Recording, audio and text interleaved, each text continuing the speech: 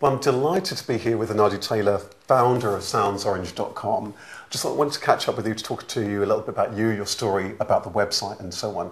Tell us in a nutshell, what is SoundsOrange.com? SoundsOrange.com is a digital download site. It started out as a music download site, basically with all the well-being, personal growth type music, chanting, yoga, and shamanic music, etc., etc.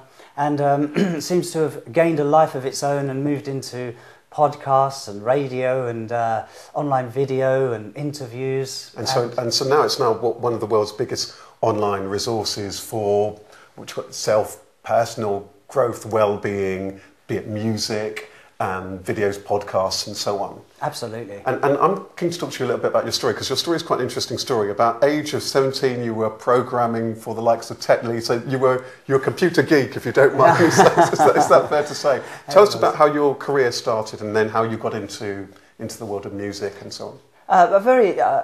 Very interestingly, I had brothers that were interested in playing computer games. I wasn't into playing computer games. I was into writing computer games. Right. And so I had a perfect sounding board for all of this this trial and error programming that I was doing, as a teenager. Right, so you just had this flair for this kind of stuff. I just did. I mean, I didn't really have to read books. I just sat there and worked it out myself. I mean, the books came later, the full-on studying. So then it's quite amazing. By the age of 17, you're working for likes of Tetley, Lions Made. Then you went on to move to work for some very big companies. Absolutely. What was that like?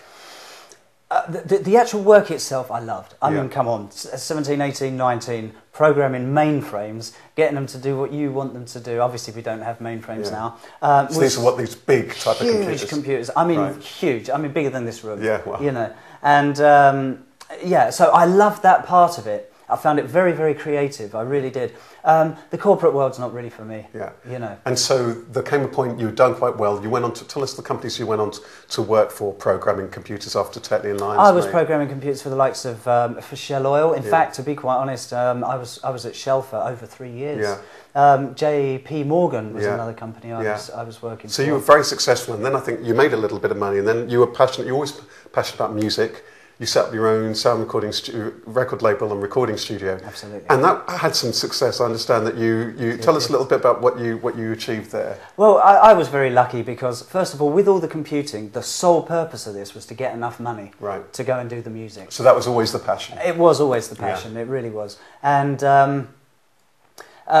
we were lucky. I mean, I set up Focus Records with a mate of mine, and it was just as the dance scene in this country was taking off, and it was gold for a while. It really was. And you did a few remixes for groups like the Shaman, who were really, really successful at that particular time. Yeah, and it's an amazing thing because I really was hanging out with all these, I suppose, pop stars at the time, and it was such a natural thing, So then something interesting clearly happened, because you then went on an interesting search in your mid-20s, didn't you, to find yourself, and you went off to India. Absolutely. And you went to all the ashrams, all these holy places of all these, top spiritual teachers, the Oshos and so on of this world, and the Papajis and so on.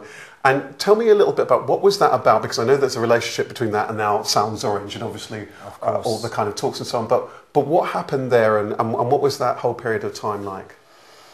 Well, it was a period of self-discovery, but not so much self-discovery with regards to, it was a self-discovery of who am I beyond this, this conditioning, this mind and this body that we all believe we are. And after the music, that was the time where I decided, okay, I've now got a sort of window to dive into this. Little did I know that window would take 2 decades. But and had there always been that kind of questioning about who am I and so on that had been going on there? Absolutely. Just from childhood experiences, that really led me on to questioning, is this real? What is this all about? And so what was that time in India like, and going to some of these gastronomies? As a young person, I imagine lots of people are older, perhaps more exposed to this particular kind of stuff.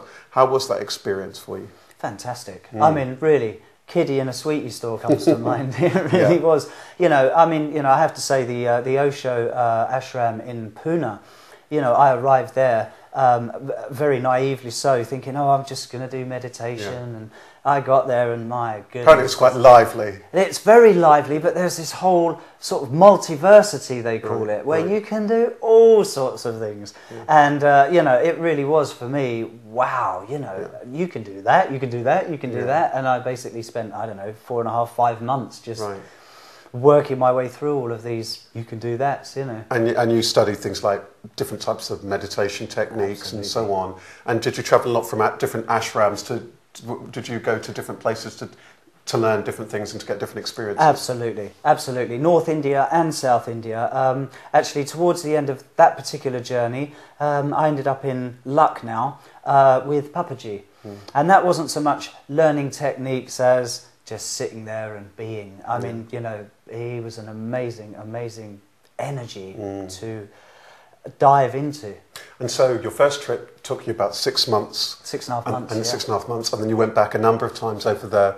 I think you were saying to me earlier, 7 or 8 years. Absolutely. So this must have been a completely transformational kind of time for you, personally, spiritually, and in essence. Tell me then, Sounds Orange. Tell us a little bit about Sounds Orange and how that was born. I get the feeling that all of this kind of stuff had kind of taken hold of you. How was that born?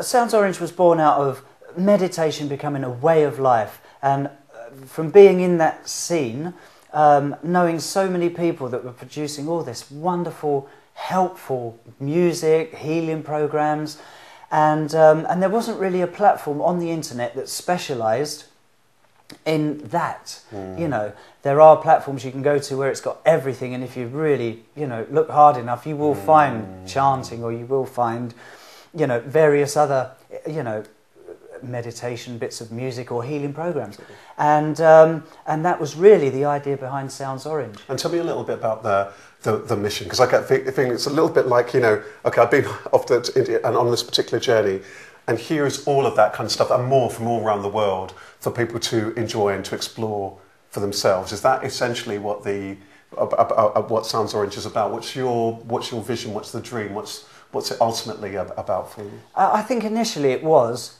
wow, I'm in a great position with all my experience as a sort of musician and running record label to help get this music out there.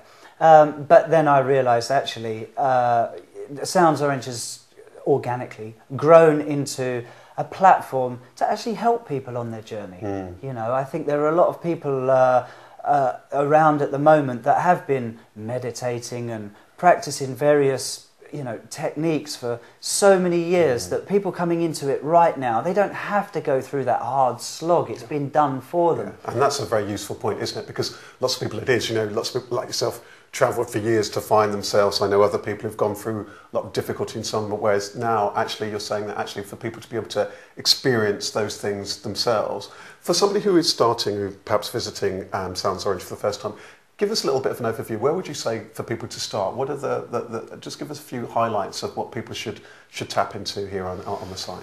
I think it depends on what sort of you know, what people's taste is. If people are into chanting, then there's some magical music up there by people like Deva Pramala Mitten and Nikki Slade, Chloe Goodchild, you know, Katie Rose.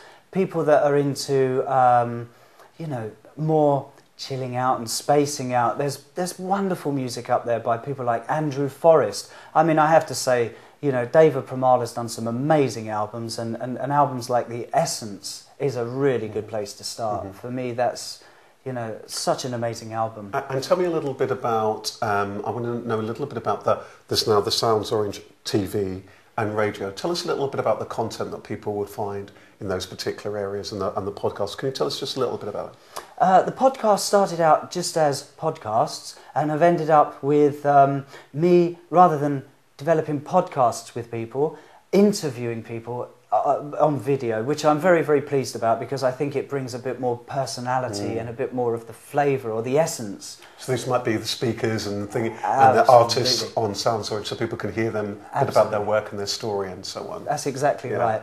The TV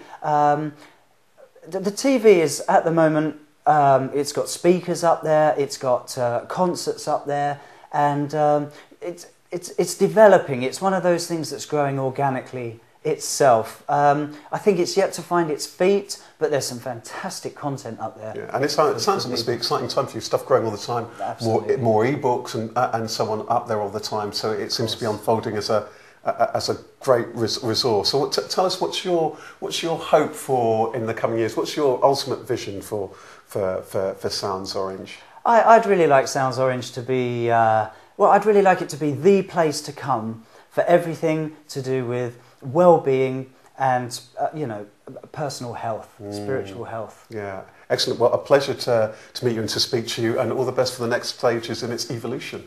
Rasheed, thank you very much. Thank you. Cheers.